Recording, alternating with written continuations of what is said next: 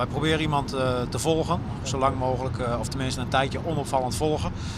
Vastleggen van wat er gebeurt.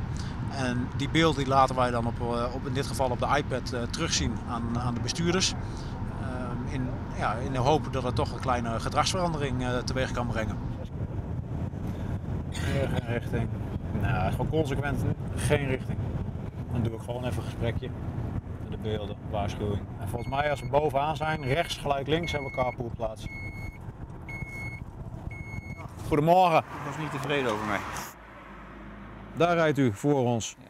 Alles om u heen. Auto's voor u straks. Ik krijg straks ook invoegend verkeer nog bij de op- en afritjes. Geef keurig richting aan. Alleen zometeen zult u ook zien. Alle keren dat u wat doet, doet u dat niet.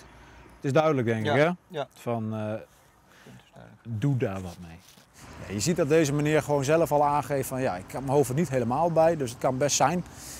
Dat horen we vaker. Mensen zijn zich gewoon niet bewust van wat ze doen. Ze verplaatsen zich met die auto, maar ze zijn niet echt aan het autorijden. Hij is al lang blij dat we dit doen. Hij is een heel goede actie. En bekeuring is ook echt niet nodig dan. Het gaat gewoon puur even om mensen op hun gedrag te wijzen. Dan hebben wij ons doel bereikt als hij dat nou wel weer doet.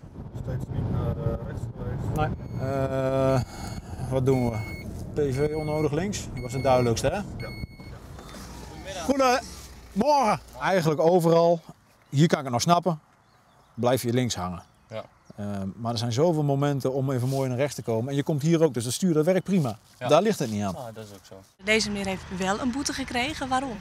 Omdat hij gewoon meerdere zaken nu had, meerdere overtredingen. Waaronder onvoldoende afstand houden af en toe. Het onnodig links rijden. De snelheid die te hoog lag. Kijk, we kunnen best waarschuwen, maar niet, dat doen we niet voor alles natuurlijk. Zeker niet als het zich weer opstapelt.